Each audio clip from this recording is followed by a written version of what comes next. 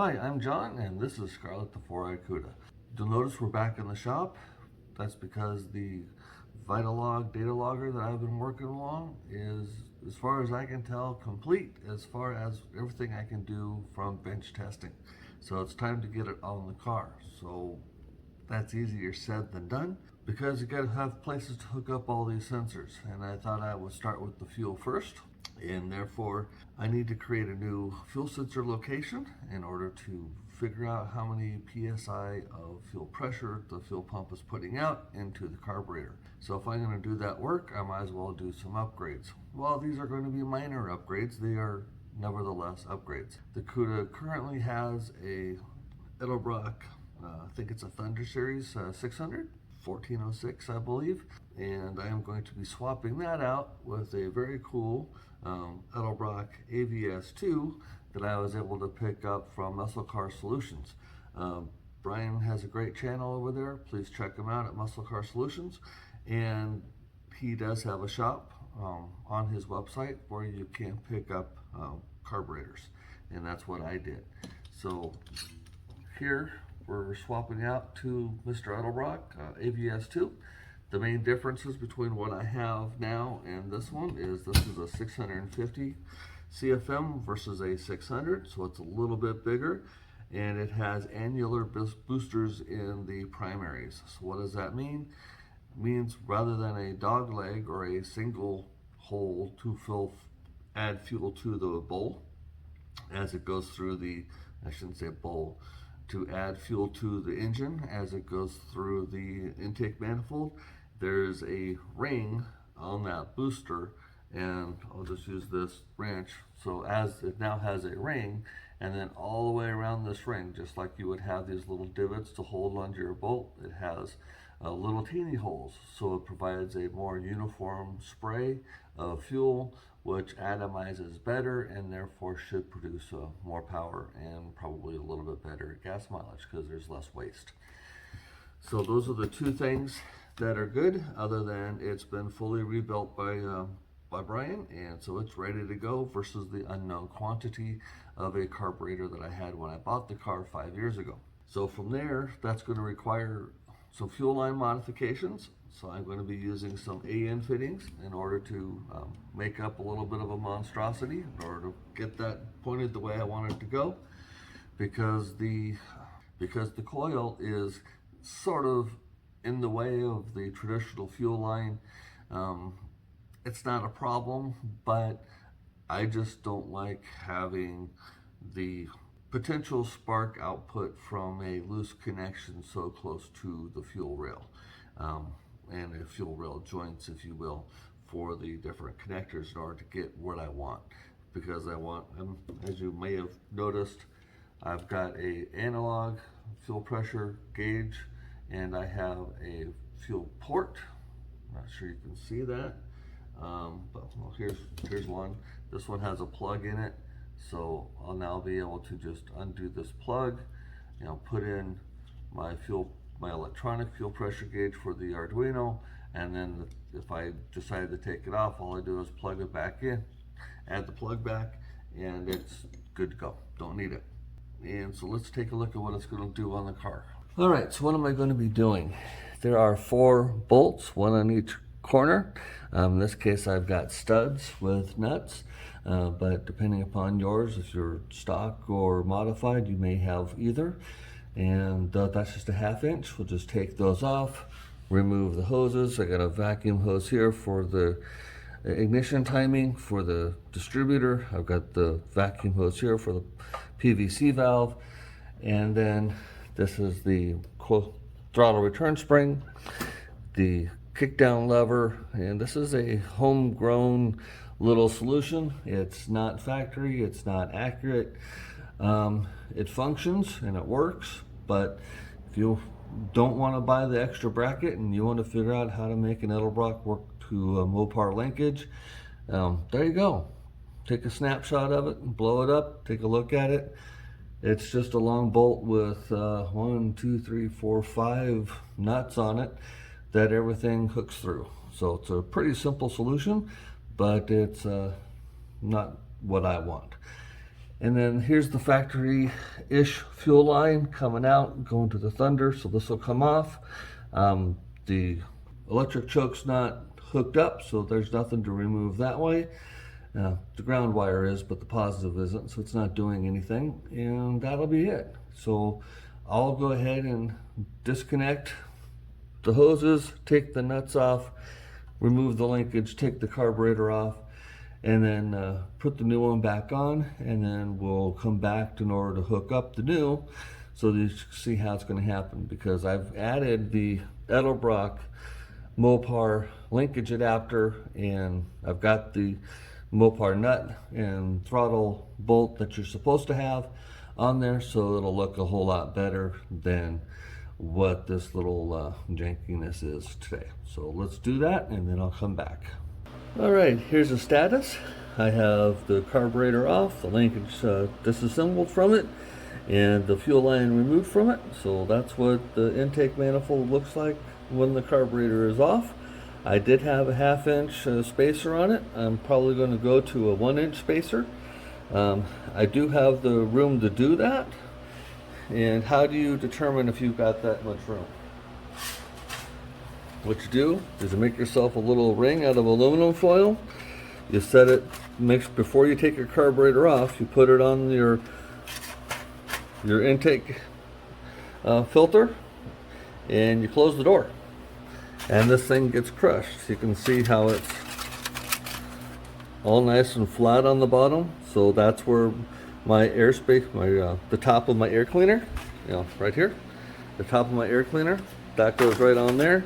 You shut the door, the hood smushes it, and that tells me I got plenty of room, because I had a 1/2 inch on there now, and now I'm going to a 1 inch, so I've got about 1.5 inches of material there, so I still have a full inch of clearance between the top of the air cleaner and the hood. So easy tech tip. All it takes to figure out is to steal some aluminum foil from the kitchen. So let's put the carburetor back on and start getting it back together. Okay, as you can see, the carburetor is back on. I got the studs installed. I got my 1 inch spacer on there, and now we are getting ready to go. If you are nervous, as you noticed, I had a rag in there before. Before you put your carburetor on, please take the rag out. That will cause problems. And you can tell on the big block Mopars, they have this heat passage here that you can see from my yellow magnetic handle here. It goes down into the head. As far as I can tell, it attaches to nothing. It just allows heat to go back and forth, because otherwise it would be one giant exhaust leak. But anyway, you might want to put a piece of tape there, or you're going to be playing one of the most fun games of operation you've ever had with a pair of tweezers and trying to get whatever nut, bolt, or piece of material you've dropped into that hole. I would recommend trying to figure out how to get it out if you can see it. If you can't, well, it's not part of the engine. But if you drop something into the intake manifold, you're going to have to disassemble it and take off the intake manifold and fish that thing out, or it's going to go into the engine combustion, and depending upon if it's metal or whatever, cause valve and piston problems, and you don't want that. So fish it out, or take the engine apart in order to get it out of the intake manifold. If it's just in one of these heat risers or for the heat crossover, then do your best, but it's not as critical. But I'd still recommend taking it out, because if it rattles around in there, it's going to drive you nuts trying to figure out what in the world's rattling. Okay, so the carburetor's on. Now I'll deal with the linkage. You can see here's the new bracket. Here's the bolt. If you do not have this bolt and nut, you can get them at 521 Restorations. For the Edelbrock throttle adapter, that's this one. 1481, if that's not in focus. I can't tell, I don't have my glasses on. But that's what this kind of horseshoe shaped bracket is. Now you can hook up your stock bolt and nut, lock nut, and 521 Restorations has both of them. They are sold separately, not in a package, so you want to make sure you do one or sorry, you want to make sure you buy both of them, or you're going to be paying shipping twice, or doing a standard lock washer, and I think it's a 5/16 by 18 thread if you wanted to do that. Get them both at once. It's just easier than trying to figure it out. So let's hook the hoses up, let's get the linkage on, and then I'll talk about the fuel line. All right, as you can see, I got the linkage hooked back up. I got my throttle return springs hooked back up. I have my vacuum line to the distributor and my vacuum to the PCV valve. So one thing I would say is, for this nut, you want to put it in bolt, or whatever you want to call it. You want to put it in about 1/3 to 2/3 in.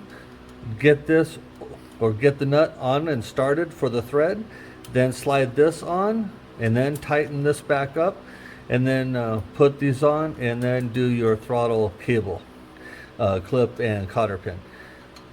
That's just the way it gets assembled. There isn't enough play in this mechanism to tweak it left or right in order to stretch it around, unless you really want to bend the snot out of it, and I would not recommend that. So that's the way it should be, and the assembling instructions. Okay, now that the driver's side of the carburetor is taken care of, let's take care of the passenger side.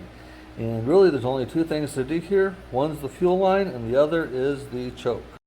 Alright, so then for the last piece of this video, in the hooking up of the carburetor, we're going to do the electric choke. I've got this connector here I need to hook up.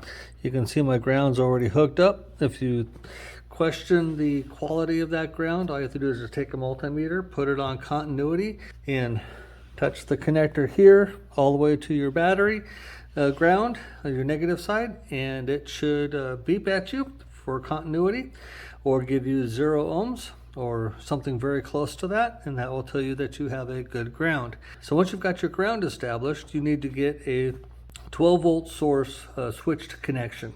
And what I found was very helpful from just Bopar Joe is he hooked up a light tester to the ballast resistor. And one of those connections on the ballast resistor goes live when it's on, the key is in the start position, and the other one goes on when it's in the on position. So I've already tested that off camera. And then as you can see there, I have a piggyback connection. So if I were to change out my ignition box, and I need to re-enable that ballast resistor, I just pull the jumper wire off. Well, it has these little piggyback connectors, and I was able to find some more of them online, so I just got one of those. I'll plug it into the hot side for switched on, and that gives me another connector that I'll then run to the electric choke terminal. So let me get this one on, and then we'll run the wire, and I will then do some crimps, and it'll be all set. So hold on. All right, so with your wire run and a little bit of stripped off on this insulation, you feed that into the connector. I like doing it so that the blade is in a certain position that it really doesn't matter, so I'm not going to futz with it. You put that on, give it your crimp, you're good to go, and that's not what you want. You want it in. So make sure you get a good clean crimp and give it a nice little tug to make sure that you're in there solid. And then I like these weather ones because then I can take a heat shrink and it protects it from any moisture getting in. So I'll fix this and then I'll be right back. All right, we're all crimped up and heat shrunk and ready to go. So hook one on one side,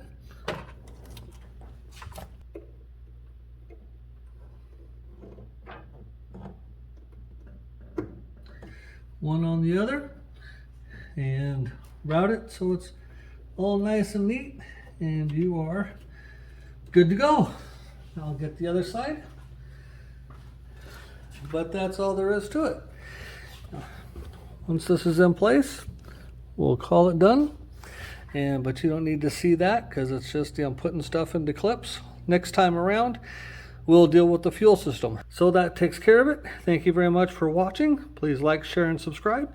And I will see you on the next video when we get to the hard line. Thank you. Bye-bye.